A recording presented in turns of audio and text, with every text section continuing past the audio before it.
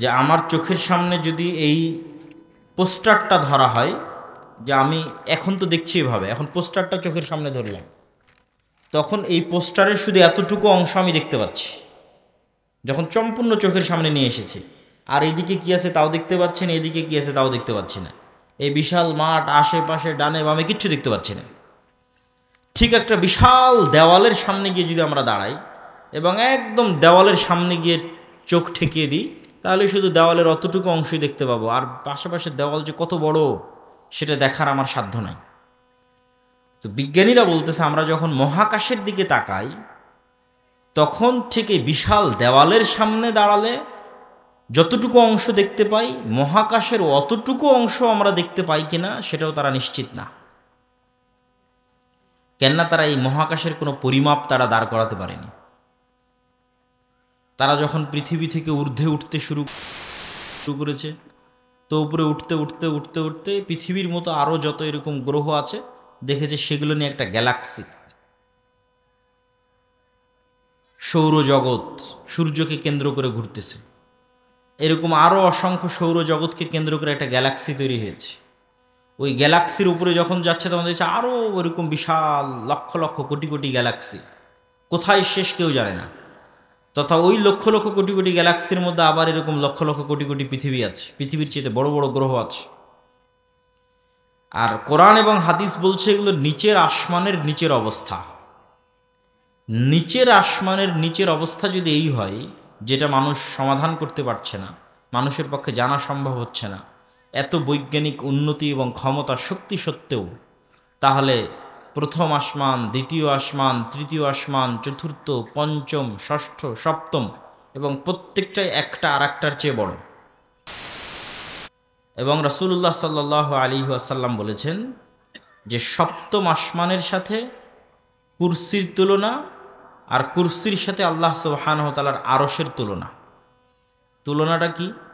ধরেন আমি নিচের আসমানেরই এরিয়া নির্ধারণ করতে পারি না, তাই নিচের আসমানের চাইতে দ্বিতীয় আসমান তার চেয়ে বড়, তার চেয়ে তৃতীয়, চতুর্থ, পঞ্চম, ষষ্ঠ, সপ্তম। তো সপ্তম আসমানের তুলনা দিচ্ছে কুরসির সাথে, কুরসির তুলনা দিচ্ছে আরশের সাথে।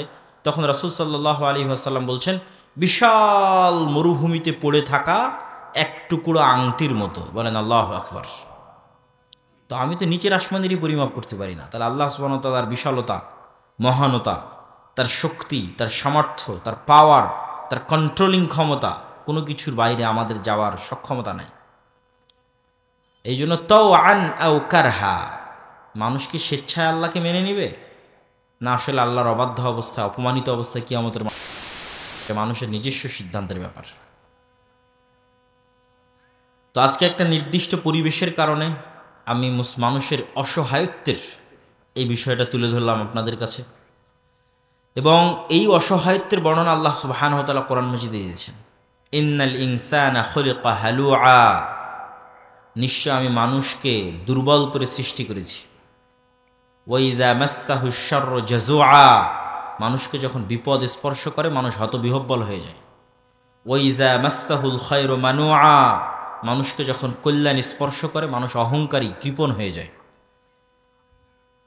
তাহলে এট এ টাইম একই সাথে মানুষের চরিত্রের উত্থান পতন আল্লাহ দেখাচ্ছে।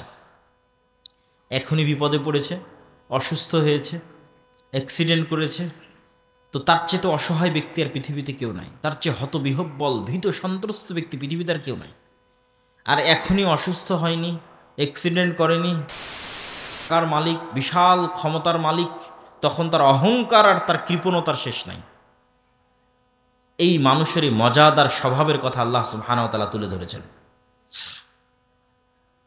সম্মানিত উপস্থিতি, তো আপনাদের জন্য আজকে এই নাসিহা, উপদেশের একটি বড় উপদেশ থাকবে যে আমরা যেন আমাদের নিজেদের সৃষ্টি রহস্য, আসমান জমিনের সৃষ্টি রহস্য, এগুলো নিয়ে চিন্তা করি এবং আল্লাহ সুবহানাহু ওয়া তাআলার বিশালতা এবং মহত্ব এবং তার সামনে আমাদের দুর্বলতা এবং আমাদের অসহায়ত্বকে ফিল করি, এবং আমরা যেন স্বেচ্ছায় আল্লাহ সুবহানাহু ওয়া তাআলার সাথে সাক্ষাতের পূর্বেই যেন তার অনুসারী এবং অনুগামী হিসেবে তার সাথে সাক্ষাৎ করতে পারি। আল্লাহ আমাদের সেই তৌফিক দান করুক। বলেন আল্লাহুম্মা আমিন। এখনও আপনারা যারা মাঠে দাঁড়িয়ে আছেন অথবা আশেপাশে দাঁড়িয়ে আছেন বা আসছেন, তাদেরকে আমি প্যান্ডেলে বসার জন্য অনুরোধ করব, এবং আপনারা যারা এই অনুষ্ঠানে উপস্থিত হতে চেয়েছেন তাদেরকে মাথায়, অনুষ্ঠান শুরু হয়ে গেছে। প্রধান বক্তা 10টা 10:30টায় আসবে সেটা নয়, প্রধান বক্তা চলে এসেছে, উপস্থিত হয়েছে এবং অনুষ্ঠান শেষ হয়ে যাবে দ্রুত সময়ের মধ্যে। অতএব যারা এই অনুষ্ঠানে উপস্থিত হতে চেয়েছিলেন তাদেরকে আমি উদাত্ত আহ্বান জানাবো, যতটুকু সময় আপনাদের সামনে আলোচনা করব ততটুকু সময়ে আলোচনাটা গুরুত্ব দিয়ে শুনবেন ইনশাআল্লাহ, এবং আপনাদের কাছ থেকে ভালোভাবে বিদায় নিয়ে যেতে চাই। আল্লাহ সুবহানাহু ওয়া তাআলা সেই তৌফিক দান করুক, আল্লাহুম্মা আমিন। তো মূল আলোচনায় শুরু করি। মূল আলোচনার আজকের যে বিষয়টা আপনাদের সামনে তুলে ধরতে চাই সেই বিষয়টি হচ্ছে সমাজ সংস্কারে বা রাষ্ট্র সংস্কারে আমরা আসলে কি করতে পারি এবং আমাদের কি করা উচিত এবং কিভাবে আমরা সামনে আগাতে পারি। আমরা একটা প্রজেক্ট নিয়ে দীর্ঘদিন থেকে কাজ করতেছি, সেটা হচ্ছে দাওয়া ইলাল্লাহ নামে মক্তব প্রজেক্ট। এবং আলহামদুলিল্লাহ এখন অন্তত এতটুকু আমি শুনতে পাই যে আজ থেকে 2-3 বছর আগে যখন কোনো এলাকায় যেতাম তখন এটাও তো শুনতাম না। এখন অন্তত যেখানেই যাই না কেন এরকম 3-4 জন পাই যে বলে যে ভাই আপনাদের মক্তবের ট্রেনিং নিয়েছি, আপনাদের সিলেবাস অনুযায়ী আমার এলাকায় মক্তব চলতেছে। আর এরকম 4-5 জন 7-8 জন পাওয়া যায় যে ভাই আপনাদের সাথে মক্তব পরিচালনার জন্য কি করব, কিভাবে সামনে আগাতে হবে। এই কথাটুকু আজ থেকে 2-3 বছর আগে কিন্তু শুনতাম না। যেমন আজকে আপনার এখানে আসলাম, এখানেও এরকম 2 জন ব্যক্তির সাথে আমার সাক্ষাৎ হলো যারা আমাদের থেকে মক্তবের ট্রেনিং নিয়েছে। ট্রেনিং নেওয়া মানে এখান থেকে জামিয়া সালাফিয়াতে অন্তত 1 সপ্তাহ গিয়ে থেকেছে এবং 1 সপ্তাহ নিয়মিত ক্লাস করেছে। ক্লাস করার পর নিজে নির্ধারিত নির্দিষ্ট সিলেবাস পেয়েছে, সেই সিলেবাস নিয়ে গ্রামে এসে সেটার পড়িয়েছে। এবং এই রমাজান মাসে আমাদের ট্রেনিং প্রাপ্ত 500 মক্তব, যে সমস্ত 1 সপ্তাহ জামিয়া সালাফিয়াতে এসে ট্রেনিং নিয়েছে, এইরকম মক্তবের সংখ্যা, ট্রেনিং প্রাপ্ত শিক্ষকের সংখ্যা 500। এই 500 মক্তবের শিক্ষককে আমরা পুরো রমজান মাসব্যাপী আরও জোরদারভাবে কাজ করার জন্য অনুরোধ এবং আহ্বান জানিয়েছিলাম এবং তাদের জন্য রমজান শেষে ঈদের পূর্বে একটা ন্যূনতম হাদিয়ার ব্যবস্থা আমরা করেছিলাম। তো কালকে গেছিলাম হচ্ছে আপনার ইয়েতে নাচল, তারপরে আজকে আসলাম হচ্ছে আপনাদের এখানে, তো আলহামদুলিল্লাহ দুর্গাপুরে। তো নাচলও এরকম কয়েকজনের সাথে সাক্ষাৎ হলো, এখানেও সাক্ষাৎ হলো যারা ট্রেনিং নিয়েছে, রমজান মাসব্যাপী দাওয়া ইলাল্লাহর মক্তব পড়িয়েছে এবং ঈদের পূর্বে হাদিয়াও গ্রহণ করেছে। বলেন আলহামদুলিল্লাহ। এই যে একটা ব্যাপক কার্যক্রম পরিচালিত হচ্ছে, এইটার প্রভাব একদিনে দেখা যাবে না। এটার প্রভাব এরকম না যে এখানে একটা বিশাল সম্মেলন করে দিলাম, দিয়ে দেখালাম আমার জনবল কত, আমার সাপোর্টার কত, এই প্রভাব এটাতে তৈরি করা যাবে না। এটার প্রভাব হচ্ছে দীর্ঘমেয়াদী। যে আমরা যদি এই সংখ্যাটাকে, মসজিদ ভিত্তিক এই মক্তবের সংখ্যাটাকে কল্পনা করেন যে একটা সেম সিলেবাসে ট্রেনিংপ্রাপ্ত শিক্ষকরা সারা বাংলাদেশের সব মসজিদে মক্তবে পড়াচ্ছে এবং নির্ধারিত সময়ে বছর শুরু হচ্ছে, নির্ধারিত সময় শেষ হয়ে যাচ্ছে, ব্যাচ শেষ হলে একদল ছাত্র বের হয়ে যাচ্ছে, তাহলে দেখা যাবে যে আজ থেকে 10 বছর পর বাংলাদেশের, আমারই এরকম হতে পারে যে আজ থেকে 10 বছর পর আমি হয়তো বাংলাদেশের কোনো একটা অফিসে গেছি, একজন ব্যক্তি ডিসি হয়ে বসে আছে, যে বলতেছে যে আমি আপনার অধীনে যে মক্তব পরিচালিত হতো সেখানে আমি পড়েছিলাম। এটা হতে পারে না, পারে না? বলেন। অবশ্যই হতে পারে। এইটা হলো সুদূর প্রসারী প্রভাব, যে আপনি শুধু 2% মাদ্রাসার ছাত্রদেরকে দিন শিখিয়ে সমগ্র দেশকে পরিবর্তন করতে পারবেন না। সমগ্র দেশের যেটা মেইন স্ট্রিম সেটা হচ্ছে 98%, তারা হচ্ছে স্কুল গোয়িং স্টুডেন্টস, তাদের নিয়ে কাজ করতে হবে। সেইটার একটা আমাদের প্রজেক্ট হচ্ছে দাওয়া ইলাল্লাহ, এবং আপনাদের প্রতি উদাত্ত আহ্বান থাকবে যে এইটাতে আপনারা সম্পৃক্ত হবেন। যাতায়াত খরচও দেওয়া লাগতেছে না ট্রেনিং নেওয়ার জন্য, আবার যে বইটা সিলেবাসে পড়াবেন না ছাত্রদের ওই বই কিনতে হচ্ছে না আপনাকে কিনতে হচ্ছে, সবই আমরা দিচ্ছি ফ্রি। প্রত্যেক ছাত্রের জন্য যে বইটা লাগবে সে বইটা আমরা ফ্রি দিচ্ছি। আবার আপনার টিচার ট্রেনিং নিবে সেটাও ফ্রি দিচ্ছি। আবার আপনার টিচারকে চেষ্টা করতেছে অন্তত বছরে একবার যেন তাকে হাদিয়ে দিতে পারে, অন্তত বছরে 2 ঈদে যেন তাকে হাদিয়ে দিতে পারে। সংখ্যায় কল্পনা করেছেন 500 মক্তবের শিক্ষককে যদি আমি 2000 করেও হাদিয়ে দিই, 3000 করেও হাদিয়ে দিই, তো অন্তত 15 লক্ষ টাকা লাগবে। তো এইগুলোর ব্যবস্থা তো আর আমরা করছি না, এগুলোর ব্যবস্থা আল্লাহ সুবহানাহু ওয়া তাআলার মাধ্যমে বাংলাদেশেরই মানুষজন করতেছে, বলেন আল্লাহু আকবার। তাহলে আপনি কেন এই উদ্যোগ থেকে পিছিয়ে থাকবেন? তবকে জামিয়া সালাফিয়ার সাথে আর দাওয়া ইলাল্লাহর সাথে সম্পৃক্ত করবেন না। দ্বিতীয় আর একটা উদ্যোগ আমরা গ্রহণ করেছি, সেটা হচ্ছে ক্ষুদ্র ঋণ, কর্জে হাসানা। এই কর্জে হাসানাটা এমন নয় যে সারা বাংলাদেশ থেকে যার ইচ্ছা সে আবেদন করলো কর্জে হাসানা নিয়ে নিল, এটা না। এই কর্জে হাসানাটা এই যে মসজিদগুলো চলতেছে, এই মসজিদগুলোকে শক্তিশালী করা, যে মসজিদগুলোতে আমাদের অধীনে মক্তব পরিচালিত হচ্ছে সেই মসজিদকে পাওয়ারফুল করা, এম্পাওয়ার করা, তথা একমাত্র ওই মসজিদের মাধ্যমে ওই এলাকাতেই কর্জ হাসানা বন্টন হবে, তথা ওই এলাকার মানুষ এইটা জানবে যে এলাকায় মক্তবটা চলতেছে, যে এইখানে যেমন একটা, এই মসজিদে যেমন একটা দিন শিক্ষার ব্যবস্থা আছে, আবার এই মসজিদ থেকে কর্জে হাসানা হিসেবে অর্থনৈতিক সহযোগিতা পাওয়া যায়, বলেন আল্লাহু আকবার। তাহলে যেই সামাজিক পাওয়ারটা পাশ্চাত্য করেছে, সেই সামাজিক ক্ষমতাটা মসজিদের কাছে চলে আসবে, মসজিদের ইমামের কাছে চলে আসবে। মসজিদের ইমামও নিজে ফিল করবে যে আমি তো তাহলে পাওয়ারফুল, আমি আমার গ্রামের একটা মানুষকে কর্জে হাসানা দিতে পারতেছি। এইটা সমাজে ইম্প্যাক্ট ফেলবে, যে আমাদের প্ল্যান হচ্ছে, আমাদের টার্গেট হচ্ছে যে একটা মসজিদের ইমাম বা একটা মসজিদের সাথে সম্পৃক্ত দায়িত্বশীল ওই এলাকার মেম্বারের চেয়ে সামাজিকভাবে পাওয়ারফুল হবে, বলেন ইনশাআল্লাহ। এটা সম্ভব না অসম্ভব? সম্ভব। এবং এটা কেন হওয়া উচিত সেটার পিছনের লজিকটাও বলি, যে এটা কেন হওয়া উচিত। এটা এই জন্য হওয়া উচিত যে আপনি যখন সমাজকে পরিবর্তন করতে চাইবেন তখন আপনাকে কাজ শুরু করতে হবে, একদম তৃণমূল থেকে কাজ শুরু করতে হবে। এখন তৃণমূলে গিয়ে আপনি দেখতেছেন আমি একটা বিশাল লেকচার দিয়ে চলে গেলাম সুদ হারাম, আপনারা বক্তব্য শুনলেনও সুদ হারাম, পরের দিন ঠিকই আপনার প্রয়োজন হচ্ছে, আপনার সমস্যা হচ্ছে, আপনি যেখানে সুদের ভিত্তিতে লোন পাওয়া যাচ্ছে সেখান থেকে নিচ্ছেন। তাহলে আমি তো আপনাকে ওই সার্ভিসটা দিতে পারছি না, যে আপনাকে যে আমি সুদ মুক্ত একটা সহযোগিতা করে আপনারও যে একটা দাঁড়ানোর ব্যবস্থা করে দেবো সেটা তো আমি করছি না। তাহলে আপনি কেন সুদ মুক্ত থাকবেন? অথচ সুদ মানুষকে গোলাম করে, সুদ মানুষকে গোলাম বানায়, সুদের ভিত্তিতে লোন মানুষকে মিথ্যা বলা শিখায়। আর কর্জে হাসানা এমন একটা বিধান যার কথা আল্লাহ সুবহানাহু ওয়া তাআলা বলছে, ওমাই ইয়াকরিদুল্লাহ করদান হাসানা, তোমাদের মধ্যে এমন কে আছে যে আল্লাহকে কর্জে হাসানা দিবে।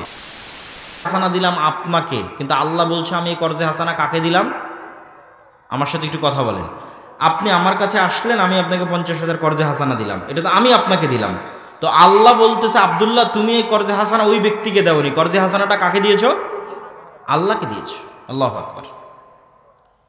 এই জন্য ইসলামের সিকিউরিটি সিস্টেম হচ্ছে, ইন্স্যুরেন্স সিস্টেম হচ্ছে সোশ্যাল ইন্স্যুরেন্স। ইসলামের লাইফের ইন্স্যুরেন্সও সোশ্যাল, ফ্যামিলি ইন্স্যুরেন্সও সোশ্যাল, সব কিছুই সোশ্যাল। ইসলামের আলাদা কোনো ইন্স্যুরেন্স নাই যে ব্যাংকে গিয়ে ইন্স্যুরেন্স জমা দিতে হবে, এটা সোশ্যাল ইন্স্যুরেন্স। আপনি মারা গেলে আপনার সোসাইটির দায়িত্ব, এরকম একটা সমাজ গড়ে উঠুক, এটা ইসলাম চাই। মসজিদ ভিত্তিক একটা সমাজ গড়ে উঠুক, যে সমাজ দায়িত্ব নিবে, যেই ব্যক্তিটা মারা গেলে তার ছেলে মেয়ে কীভাবে জীবন চালাবে, এই ব্যক্তিটা মারা গেলে তার স্ত্রী কিভাবে জীবন চালাবে, কিভাবে তাকে সহযোগিতা করা হবে, এটার দায়িত্ব নেবে সোসাইটি। Social insurance. যখন এটার বাইরে আমরা বের হয়ে গেছি তখন সব কিছু সম্পৃক্ত হয়ে গেছে সুদের সাথে। এবং আজকের ইউরোপ এবং আমেরিকায় সুদের যে ইকোসিস্টেম তৈরি হয়েছে, ইকোসিস্টেম থেকে আপনি বের হতে পারবেন না। আপনাকে বলা হচ্ছে আপনি ক্রেডিট কার্ড ব্যবহার করেন। ক্রেডিট কার্ড ব্যবহারের সিস্টেমটা কি? ধরেন 1 টাকাও নাই ক্রেডিট কার্ডে, মানে আপনি 1 টাকাও রাখেননি ক্রেডিট কার্ডে, তারপরও ব্যাংক আপনাকে বলতেছে আপনি 10,000 টাকা খরচ করতে পারবেন এই কার্ড ব্যবহার করে। আপনি 1 মাস পর ধীরে ধীরে পরিশোধ করিয়েন, বা আপনার বেতন থেকে আমরা কেটে নেব, কিন্তু সুদের সাথে কেটে নেবে। তাহলে একবার 10,000 টাকা খরচ করলেন, খরচ করার পর আপনার বেতন থেকে কেটে পরিশোধ হয়ে গেল। পরের বার ব্যাংক আপনাকে বলবে, আপনার যদি কোনো ব্যালেন্স নাও থাকে আপনার ব্যালেন্স বাড়িয়ে দিবে, বলবে এখন আপনি 50,000 টাকা খরচ করতে পারেন ক্রেডিট কার্ড। 50,000 টাকা আপনি একবার পরিশোধ করে দিলেন, এবার ব্যাংক বলবে এবার আপনি 1 লাখ টাকার ক্রেডিট কার্ড খরচ করতে পারেন। তাহলে 5 বছর থেকে আপনি ক্রেডিট কার্ড ব্যবহার করতেছেন, মানে সুদের ভিত্তিতে লোন নিচ্ছেন, আবার সুদের। এখন আমেরিকা এবং ইউরোপে যখন আপনি একটা বাসা ভাড়া নিতে যাবেন, ভাই আমাকে একটা বাসা ভাড়া দাও, বলবে দেখি তোমার ক্রেডিট কার্ড। তো ক্রেডিট কার্ডে 5 বছরের লেনদেন ঠিক আছে, উইদাউট সিকিউরিটি আপনাকে বাসা দিয়ে দিবে, মানে সিকিউরিটি মানি ছাড়া বাসা দিয়ে দিবে। আর বলবেন না আমি তো সুদের লেনদেন করি না, আমি তো ক্রেডিট কার্ড রাখি না, বলে সিকিউরিটি মানি দাও। একদিন, 1 সেকেন্ড, 1 ধাপ সুদ ছাড়া ফেলতে পারবেন না। এইরকম একটা পৃথিবীতে ইকোসিস্টেম তৈরি করা হয়েছে, যেটা আমাদের দেশেও আসতেছে।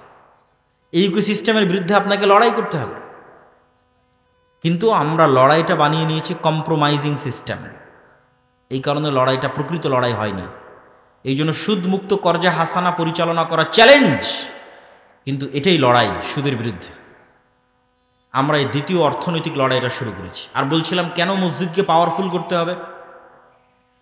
গত 16 বছর বাংলাদেশের গ্রাম পর্যন্ত যে পলিটিসাইজ হয়েছে, তথা গ্রাম পর্যন্ত গত 16 বছর, এখন সেই জায়গায় শূন্যতা বিরাজ করছে। হ্যাঁ, আমাদের গোলামির স্বভাবের কারণে আমরা আগে এক দলকে জুলুম করার সুযোগ দিতাম, এখন আর এক দলকে জুলুম করার সুযোগ দিচ্ছি, এবং চোখের সামনে দেখতেছে। আমাদেরই আশেপাশের এক জায়গায় একজন ব্যক্তি ব্যবসায়ী বিশাল পুকুর খনন করে নতুন করে মাছ আবাদ করবে। তো একটা নির্দিষ্ট রাজনৈতিক দলের নেতারা চাঁদা নেওয়ার জন্য পুকুরের কাজ বন্ধ রেখে দিয়েছে, যে এত টাকা চাঁদা দেন, দিয়ে তারপরে পুকুরের কাজ করেন। কেউ কথা বলার নাই, কেউ বাধা দেওয়ার নাই। তাহলে আমরা নিজেরা মাজলুম হওয়ার রাস্তা, যেমন গত 16 বছর এক দলের হাতে মাজলুম হতাম, আবার আর কারো কাছে যেন মাজলুম হওয়া যায় সেটার রাস্তা আমরা মেনে নিচ্ছি। এটা হচ্ছে গোলামের স্বভাব। এটাই হচ্ছে প্রতিষ্ঠানগুলো ফাইট দিতে পারে মুসলমানদের ধর্মীয় প্রতিষ্ঠানকে। শুধু সালাত, সিয়াম, হজ, জাকাতের মধ্যে সীমাবদ্ধ থাকা যাবে না। মসজিদ, মাদ্রাসাকে শুধু কোরআন পড়াবে আর শুধু মক্তব পড়াবে, এর মধ্যে সীমাবদ্ধ থাকা যাবে না। তার গ্রামে অন্তত যেই পাড়ায় মসজিদটা আছে, সেই পাড়ায় ওই মসজিদের দায়িত্বশীলকে, ইমামকে এতটুকু সামাজিক ক্ষমতা অর্জন করতে হবে যে ওই পাড়ায় যদি কারো উপর জুলম হয়, অন্তত বলতে পারবে যে এটা জুলুম হচ্ছে, করিও না। অন্তত গিয়ে বলতে পারবে এটা অন্যায়, এটা করিও না। এই কাজ যতক্ষণ করবেন না, ততক্ষণ আল্লাহ আপনাদেরকে শাসন ক্ষমতা দিবে না। ন্যায় প্রতিষ্ঠার আন্দোলনের মাধ্যমে লিডার তৈরি হয়। আর আমাদের আলেম ওলামা এবং আমরা যেভাবে মসজিদ মাদ্রাসা চালাই, এটা সম্পূর্ণ গোলামির সিস্টেম। এখানে গোলাম তৈরি হয়, যে দেশে কি হচ্ছে, গ্রামে কি হচ্ছে, সমাজে কি হচ্ছে আমি কিচ্ছু জানি না, খালি নামাজটা বা কোনো মতে পড়লেই হলো। কিন্তু আপনার চোখের সামনে আরেকজনের উপর জুলম হচ্ছে, আপনি বাধা দিবেন না, ন্যায় প্রতিষ্ঠার জন্য চেষ্টা করবেন না, আপনি নেতা হবেন কিভাবে? এবং এই ন্যায় প্রতিষ্ঠার সংগ্রাম সমাজে শুরু করার আগে, গ্রামে শুরু করার আগে আপনাকে নিজেকেও যাচাই করতে হবে যে আমি আমার পরিবার, আমার ফ্যামিলির মধ্যে ন্যায় প্রতিষ্ঠা করতে পারছি কিনা, করেছি কিনা। কেননা রাষ্ট্রে ইসলাম যাওয়া মানে, রাসূল সাল্লাল্লাহু আলাইহি ওয়াসাল্লাম বলছেন, লা তাকুমুস সাআহ হাত্তা ইয়ানজিলা ঈসা ইবনে মারইয়াম, ততদিন পর্যন্ত কিয়ামত হবে না যতদিন না মারিয়ামের ছেলে ঈসা দুনিয়াতে নেমে না আসে। আর মারিয়ামের ছেলে ঈসা দুনিয়াতে নেমে এসে কি করবে? হাকামান মুকসিতা, সমগ্র পৃথিবীতে ন্যায় বিচার প্রতিষ্ঠা করবে। আমি স্বেচ্ছাসেবকদের আহ্বান করব, এখনও যারা দাঁড়িয়ে আছেন আশেপাশে, পরিবেশটা একটু সুন্দর করি। আমরা পিছনে দাঁড়িয়ে আছেন, সামনে এসে বসেন। শুনি না কেন, আদবের সাথে শুনি। এই যে সাইডে আপনাদের দেখতে পাচ্ছি, বসেন আপনারা ভিতরে এসে। এখানে অধৈর্য হওয়ার কিছু তো নাই। আমি সকলকে উদাত্ত আহ্বান জানাবো যে আমরা ভিতরে এসে বসি। সম্মানিত উপস্থিতি, তো আমরা কিভাবে যাচাই করব যে আমি ন্যায়পরায়ণ কিনা? আর রাষ্ট্রে ইসলাম সমগ্র পৃথিবীতে ন্যায় বিচার প্রতিষ্ঠা করবে। তাহলে রাষ্ট্রে ইসলাম মানে রাষ্ট্রে কি প্রতিষ্ঠা হওয়া? বলেন তো, কথা বলেন, রাষ্ট্রে কি প্রতিষ্ঠা হওয়া? ন্যায় বিচার প্রতিষ্ঠা হওয়া। রাষ্ট্রে ইসলাম প্রতিষ্ঠা হওয়া মানে রাষ্ট্রের ন্যায় বিচার প্রতিষ্ঠা হওয়া। এখন একটা মুসলমান, এটা আল্লাহর নবী ব্র্যান্ডিং করলেন, আমি ব্র্যান্ডিং করিনি। আল্লাহর নবী বলতে পারতেন যে ঈসা আলাইহিস সালাম সারা পৃথিবীর শাসক হবে এবং তিনি সমগ্র পৃথিবীতে পর্দা বাস্তবায়ন করবে, এটা বলেননি। অবশ্যই পর্দা ইসলামী শরীয়তের একটা বড় অনুষঙ্গ, কিন্তু রাষ্ট্রে ইসলামের এটা ব্র্যান্ডিং নয়। তিনি এটাও বলেননি যে রাসূল ঈসা আলাইহিস সালাম সমগ্র পৃথিবীর শাসক হবে এবং সমগ্র পৃথিবীতে সালাত প্রতিষ্ঠা করবে। অবশ্যই সালাত ইসলামের অনেক বড় অনুষঙ্গ, কিন্তু রাষ্ট্রে ইসলামের একমাত্র ব্র্যান্ডিং নয়। রাষ্ট্রে ইসলামের 1 নম্বর ব্র্যান্ডিং ন্যায় বিচার প্রতিষ্ঠা করবে, মানে কোনো মানুষের উপর জুলুম হবে না। জুলুম 0% জুলুম, শতভাগ ন্যায়, এলো রাষ্ট্র ইসলাম। এখন মনে করেন আমি আপনি আপনার গ্রামে আপনার বোনকে আপনার বাপের সম্পত্তিতে আপনি ন্যায়ের সাথে ভাগ দেননি, বোনকে ঠকিয়েছেন বাপের জমি ভাগ করার সময়, যেটা কম দামে পানিতে ডুবে থাকে, কম আবাদ হয়, কম ফসল, দূরে, সেটা বোনকে দিয়েছে, অথবা দেনইনি। অথচ দেখা যাচ্ছে আপনি নামাজ পড়েন ঠিকই, সব কিছু ঠিক আছে, হজ করেছেন, সবই ঠিক আছে, কিন্তু আপনার বোনের প্রতি আপনি ইনসাফ করেননি, ন্যায় প্রতিষ্ঠা করতে পারেননি। এখন আপনি বলেন তো, আল্লাহ কি আপনাকে রাষ্ট্রের নেতা হওয়ার যোগ্য মনে করবে? করবে না। আপনার সালাত দেখে আর আপনার হজ দেখে আল্লাহ আপনাকে নেতা বানাবে না। কেন না? আল্লাহ জানে যে আমার দৃষ্টিতে ক্ষমতা মানে ন্যায় প্রতিষ্ঠা করা। এই তো ন্যায় প্রতিষ্ঠার বোনের সাথে করতে পারেনি। একে তো ক্ষমতা দিলে কালকে গত 16 বছর যা দুর্নীতি হয়েছে তার চেয়ে বেশি দুর্নীতি করবে। ঠিক এইভাবে আমাদের রক্তের মধ্যে ধোঁকা, মিথ্যা, শঠতা ঢুকে গেছে। ইউরোপ আমেরিকায় এরকম অসংখ্য মুসলমান আছে যার জন্ম নিবন্ধন কার্ড, যার পাসপোর্ট, যার কি বলে ওর নাম, ওখানে গেছে যে সরকারের থেকে বেনিফিট নিবে, বেনিফিটের আবেদন, প্রবেশ, কাগজপাতি তৈরি, সব কিছু মিথ্যার উপর দাঁড়িয়ে আছে, সব কিছু ফলস, মিথ্যার উপর দাঁড়িয়ে আছে। এবং এই মিথ্যা অতিরিক্ত সুবিধার জন্য সে মিথ্যা কোনো মুসলমানকে বলতেছে না, সে আর একটা ইহুদি খ্রিস্টানকে মিথ্যা বলতেছে। কে বলতেছে? মুসলমান বলতেছে। এইভাবে আমাদের রক্তের মধ্যে মিথ্যা, ধোঁকা, শঠতা ঢুকে গেছে। তাহলে আমি তো নেতা হতে পারবো না, আল্লাহ তো আমাকে নেতা বানাবে না। আমি হয়তো আপনাকে ধোঁকা দিয়ে আপনার থেকে মাপ চাই না, বোনকে বললাম, বোন তোমার প্রতি ন্যায় প্রতিষ্ঠা করতে পারি না, আমাকে মাফ করে দাও। বোন হয়তো মাফ করে দিল, জান্নাতে চলে গেলাম। বাট আমি লিডার না, আমি নেতা না। নেতা বানানোর যোগ্য কোনোদিন মনে করবে না। নেতা বানানোর যোগ্য ব্যক্তিকে অবশ্যই শতভাগ সত্যবাদী, অবশ্যই শতভাগ ন্যায়পরায়ণ হতে হবে। সে নেতা, সে লিডার। এই জন্য আমি বলি, আজকের যুগের মুসলমানেরা মক্কার কাফের মুশরিকদের চাইতেও এই দিক দিয়ে নিম্ন স্তরে অবস্থান করছে। কেননা মক্কার কাফের মুশরিকদের সর্দার আবু সুফিয়ান তার চিরশত্রু মুহাম্মদ সাল্লাল্লাহু আলাইহি ওয়াসাল্লামের নামে জেরুজালেমে বসে বাদশাহ হিরাক্লিয়াসের দরবারে একটা কথাও মিথ্যা বলেনি। কোনো রেকর্ডার নাই, কোনো লাইভ নাই, কিচ্ছু নয়। আবু সুফিয়ান চাইলে সব কথা মিথ্যা বলতে পারে, কেন? আমার শত্রু। কিন্তু আবু সুফিয়ান লিডার। আরবরা জানেই না যে লিডার কিভাবে মিথ্যা বলতে পারে। তো তার রক্তের মধ্যে নেতৃত্ব আছে। আবু সুফিয়ানের ছেলে মুআবিয়া, আবু সুফিয়ানেরই পরবর্তী বংশধর হচ্ছে উমাইয়া খেলাফতের শাসনামল। মুআবিয়া রাদিয়াল্লাহু, মানে রক্তের মধ্যে নেতৃত্বের গুণ আছে। সত্য না বললে, ন্যায় পরায়ণ না হলে নেতা হওয়া যায় না। এই জন্য সকল নবী রাসূলকে আল্লাহ সুবহানাহু ওয়া তাআলা এই গুণের উপর জন্ম দিয়েছে। তা আমাদের এই গুণটা নষ্ট হয়ে গেছে কেন? আমরা দীর্ঘদিন ব্রিটিশদের গোলামি করার কারণে আমাদের এই গুণটা নষ্ট হয়ে গেছে।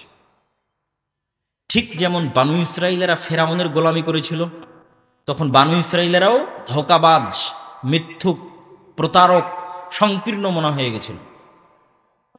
যেই বানু ইসরাইলেরা চোখের সামনে দেখছে ফেরাউন ডুবে গেছে, সেই বানু ইসরাইলেরাই মুসা আলাইহিস সালামকে বলতেছে, যতক্ষণ তোমার আল্লাহকে দেখবো না ততক্ষণ ঈমান আনবো না। যেই বানু ইসরাইলেরা চোখের সামনে দেখছে সমুদ্রের মধ্যে তাদের জন্য 12টা রাস্তা তৈরি হলো, পাথর ফেটে 12টা ঝর্ণা তৈরি হলো, আসমান থেকে মান্না এবং সালোয়া খাবার আসলো, সেই বানু ইসরাইলেরা বলতেছে, মুসা তুমি আর তোমার আল্লাহ গিয়ে যুদ্ধ করো, আমরা যুদ্ধ করতে পারবো না। রাস্তা তৈরি হলো, ঝর্ণা ফেটে 12টা, পাথর ফেটে 12টা ঝর্ণা তৈরি হলো, এরা সব নবীর সন্তান। ইউসুফ আলাইহিসসালামের 12 ভাইয়ের পরবর্তী বংশধরের জন্য এই সম্মান।